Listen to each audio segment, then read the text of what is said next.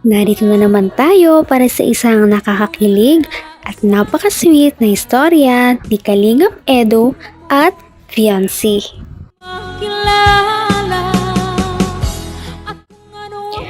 Para sa video na ito ay dumalaw na naman si Kalingap Rab at Kalingap Team sa bahay nila Fiancé matapos ang Pasko. Tumambad nga sa kanila si Ate Fiancé na may isang malaking ngiti at kitang-kita natin na siya ay parang nagpaganda ngayon. Tibok ng puso ko ito, lagi rin akong nagdarasal, hinihintay kita. Sa video na ito ay mapapansin natin na parang nag-ayos talaga si Ate Fiancé at parang pinaghandaan ang pagdating ng Kalingap Team. At di rin mapagkakaila na parang tila iba ang ngiti ni Ate Fiancé. Ano? Ba't parang may nahanap ka? Ano bro, parang may nahanap si Fiancé? Lumingan pa! Parang nahanap ka, Fiancé. At ayun, yung hinahanap mo wala dito kasi siyempre busy yun ngayon sa mga ano niya, sa mga ano yun, beneficiaries niya. Birthday ni Arjun. Naku, huli nga si Ate Fiancé na parang may hinahanap na talaga siya, no? Lingon ng lingon kung saan at hindi na naman siya mapakali. Pagandyan ka na sa piling ko, okay saya. Sabi niya lang ay wala naman daw. Ngunit, totoo nga ba yun? O baka may inaabangan talaga siyang dumating?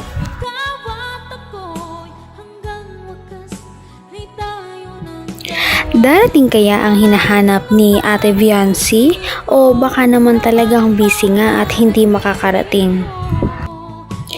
Maya-maya ay halatang halata na parang kinabahan si Ate Fiancé noong biruin siya ng Kalingap Team na parang may dumating nga. O, yun ang hinihintay mo. Dito na. Ayan na. Ayan ang hinihintay. Kanina ka pa hinihintay ni ano? Kanina ka pa hinihintay ni Fiancé, oh. Oh, bakit? Anong balita? Bakit ako hinihintay?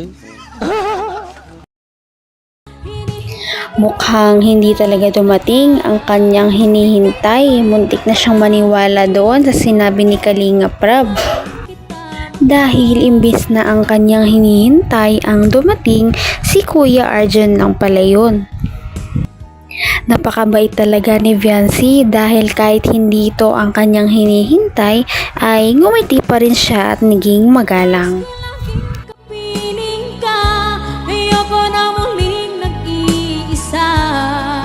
Pagandyan ka na. Pansin naman ni Arjun ang pagkamalungkot ni Fiancé kaya naman sinabi niya na kakantahan niya na lang daw ito ng isang pangpaskong kanta. Kakantahan kita ng ang asko.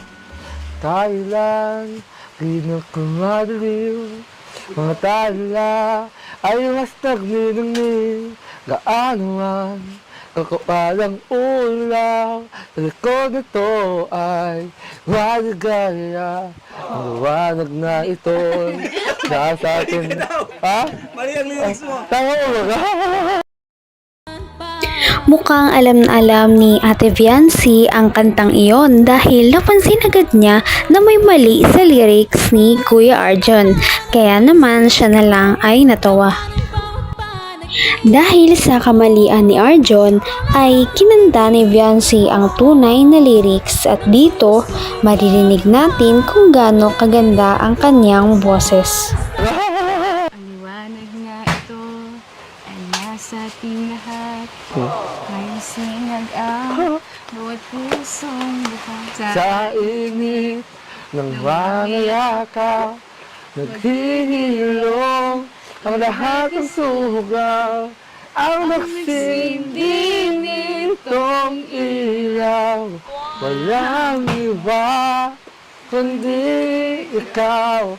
Salamat sa liwanag mo, huling makakakulay ang Pasko.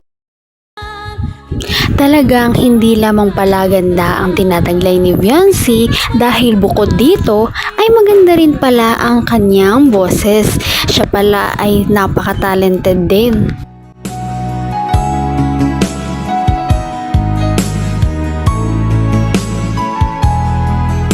Ngayon'y abot Nagulat naman si Ate Beyonce noong dumating pala ang kanyang hinihintay dahil ito pala ay nakikinig lamang sa kanilang kanta sa likod ng pintuan. Yung kalinga. Oh! Awa! Si Entong Z! Kaya na oh! Oh, paano ba yan? Dumating na nga ang kanyang pinakihintay na si Kalingap Edu. Dahil dito, hindi matago ni Beyonce ang kanyang biglaang pamumula at ngiti. Ano ba yan? Andito na yung charming mo. Sayang.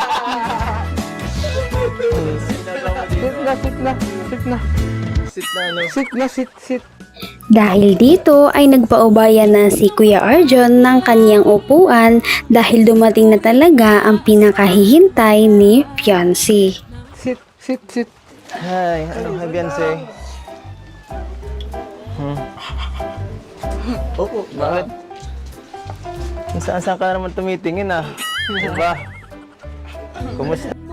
Pansin na nga natin ang pamumula ni Beyonce at parang nawawala na naman siya sa kanyang sarili kagaya nung una nilang pagkikita. Kumusta? Hi. Ako kasi naiwan yung grocery. Naiwan namin yung grocery, kaya pinasunod namin. Nagulat ka ba, Beyonce?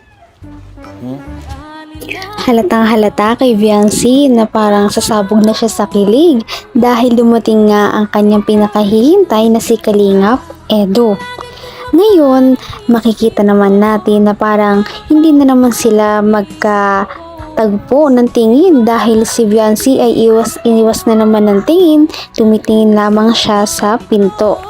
Lagi rin akong nagdarasal, hinihintay kita ng kahit tagal. Dahil nga sa umaapaw na chemistry ng dalawa kahit hindi man sila mag-usap ay kinikilig din ang Kalingap team at ang ibang nanonood sa kanila kagaya ng kanilang mga kamag-anak at kapatid. Bagay na bagay talaga ang dalawang ito kaya naman nagtitrending talaga sila at sikat na sikat ang kanilang love team. Ay, paborito mo to, no? Paborito mo ako nag-unbox nito. Joke lang. Oh. Ikaw pala makakasama, hanap ko noon. Okay lang, madali lang.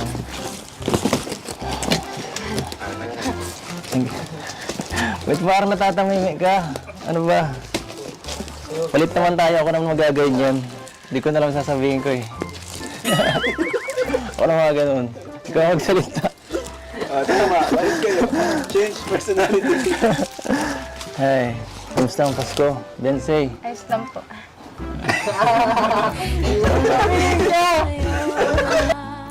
Ito ay kanilang pangalawang pagkikita pa lamang kaya naman parang nahihiya pa rin talaga si Beyonce at hindi niya alam kung paano siya haharap o makikipag-usap kay Kalingap Edu. At ako'y hanggang wakas ay tayo ng dalawa. Palagi kang Sinasabi nga ni Kalingap Edu na tumingin sa kanya si Beyonce dahil gusto niyang makipag-usap. Ngunit hindi naman makayanang tumitig ni Beyonce ng higit sa 3 segundo dahil nga kinakabahan siya na makipag-usap. Dahil ayaw lumingon sa kanya ni Ate Beyonce, siya na lamang ang nag-adjust. Lumipat siya ng upuan kung saan nakatingin si Beyonce. Gusto mo siguro dito ako nakaroon eh. Wait, wala ka.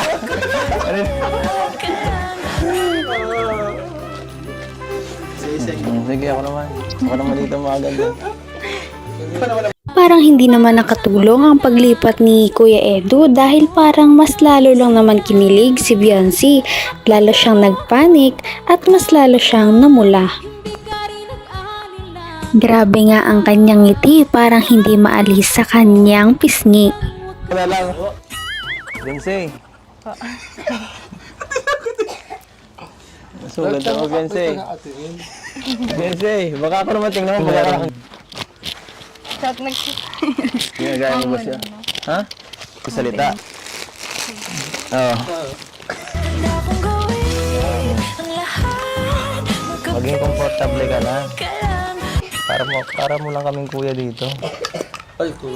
Bumalik na nga si Kalingap Edo sa kanyang upuan dahil baka palitan pa siya ni Kuya Arjon dito.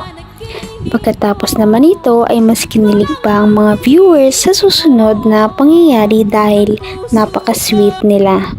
Bensay, tumingin ka dito. Bensay, tumingin ka. Tumingin ka ng matagal. Try mo. Inubo. Inubo po siya.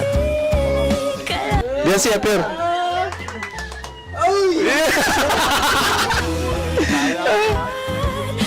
Ay, grabe.